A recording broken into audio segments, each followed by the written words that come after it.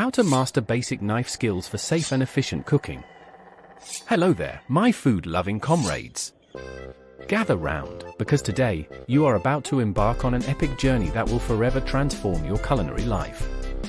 Imagine this, you are in your kitchen, standing at your cutting board like a warrior preparing for battle, but instead of a sword, you are wielding a knife. A simple kitchen knife. Sounds exhilarating, does it not?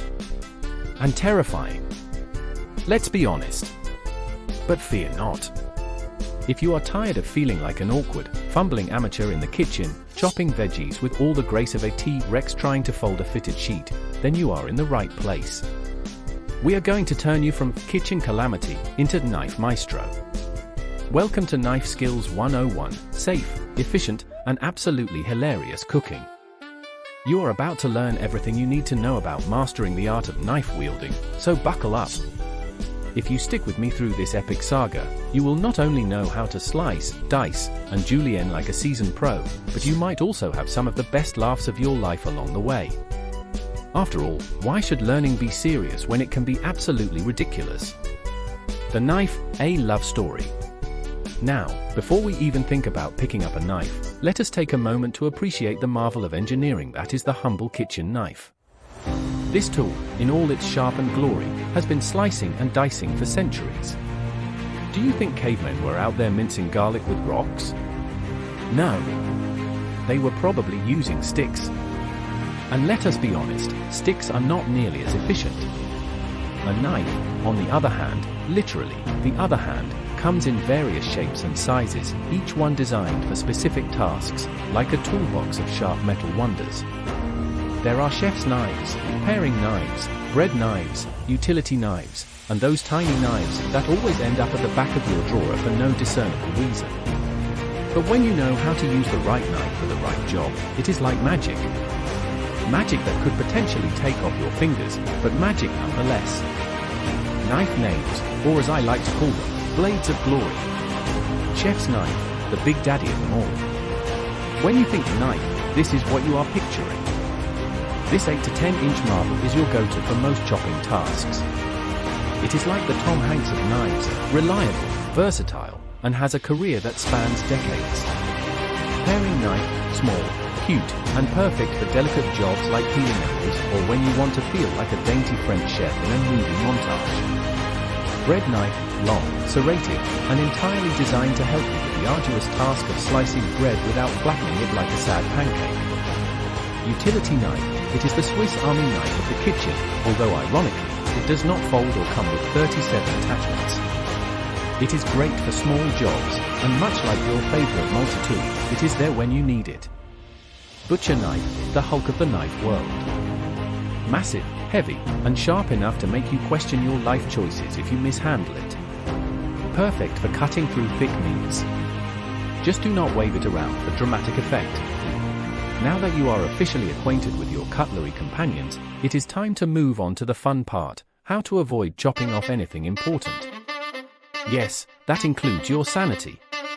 Knives, after all, are like cats, useful, sharp, and unpredictable if mishandled. Overcoming the fear of knives, therapy for the knife averse.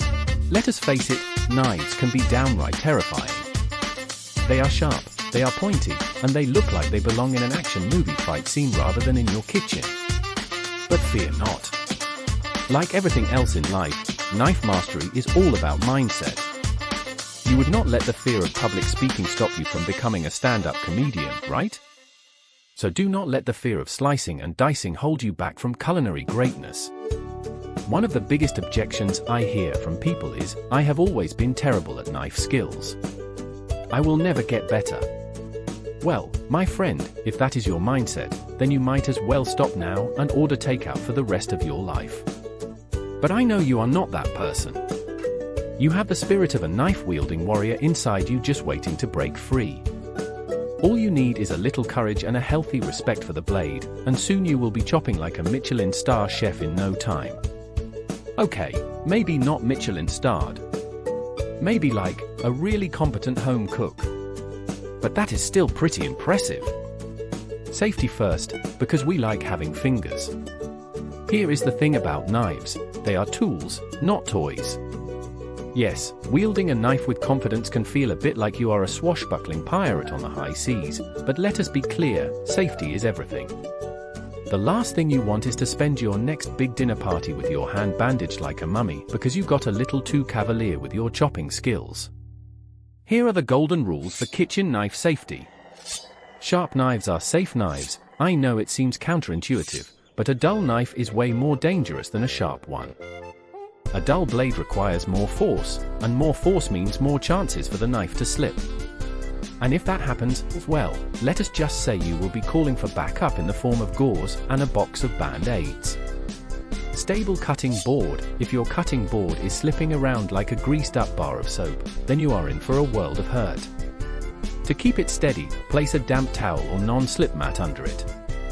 Nothing ruins a day like chasing a runaway carrot across the counter and slicing more than you intended. The claw grip. The claw grip. It sounds like a wrestling move, but it is actually your best defense against losing a digit. By curling your fingers under and tucking your knuckles in, you create a safety barrier between the blade and your precious phalanges. Just remember, keep your thumb out of the way. Your thumb has dreams of its own and does not need to be sacrificed for your culinary ambitions. Keep your eyes on the prize, or the onion. Multitasking while chopping is a recipe for disaster. Ever tried scrolling through Instagram while dicing a bell pepper? Yeah, do not. The only thing you should be thinking about when that knife is in your hand is the food in front of you. Unless you have a third eye, distraction equals danger. Technique, the dance of the knife. If you have ever seen a professional chef chop vegetables at lightning speed, it can be one of the most mesmerizing and intimidating things to witness. It is like a beautiful dance, a choreographed ballet of steel and vegetable matter. But guess what? You do not need to be a contestant on MasterChef to chop like that. All you need is a little practice and some solid technique. Step 1. The pinch grip. You know that handle on your knife? It is not there just for show. You are supposed to grip it. But here is the kicker, not just with your whole hand like you are holding a baseball bat. No, my dear apprentice. You are going to use what is called the pinch grip. It is where your thumb and forefinger grip the blade itself, just above the handle, while the rest of your fingers wrap around the handle. Think of it like giving your knife a friendly handshake, except this handshake could julienne a cucumber in seconds. Step 2. The rocking motion. Now that you have got your grip, let us move on to the motion itself. This is where most people go wrong. They think chopping means hacking away at the food like they are on a quest to slay the world's largest zucchini. But in reality, knife skills are all about finesse. What you want to do is rock the blade back and forth in a smooth, gentle motion. The tip of your knife should stay in contact with the cutting board, and the heel of the knife, the back part, does the actual slicing. It is like playing the piano, except way more delicious. Step 3. Keep those fingers curled. Remember the claw grip we talked about? This is where it comes into play. As you chop, keep your fingers curled under, using your knuckles as a guide for the blade. The knife should gently glide along your knuckles, not your fingers. If you start feeling a little too comfortable and forget to curl those fingers, well, let us just say you might end up with a little too much protein in your salad. Step 4. Speed comes with time. Do not expect to chop like a Food Network star overnight. Speed is something that comes with practice. When you first start out, focus on accuracy and technique, not speed. If it takes you 5 minutes to slice a single onion, that is totally fine. Just think of it as onion meditation. Eventually, you will build up muscle memory, and your speed will naturally increase. In no time, you will be chopping carrots so fast. In conclusion, mastering basic knife skills is essential for safe and efficient cooking. By prioritizing safety, perfecting your technique, and practicing regularly, you will be well on your way to becoming a kitchen ninja. So what are you waiting for? Subscribe to our channel Cook Pros, like, share, and comment below to let us know how your knife skills are improving. Happy chopping!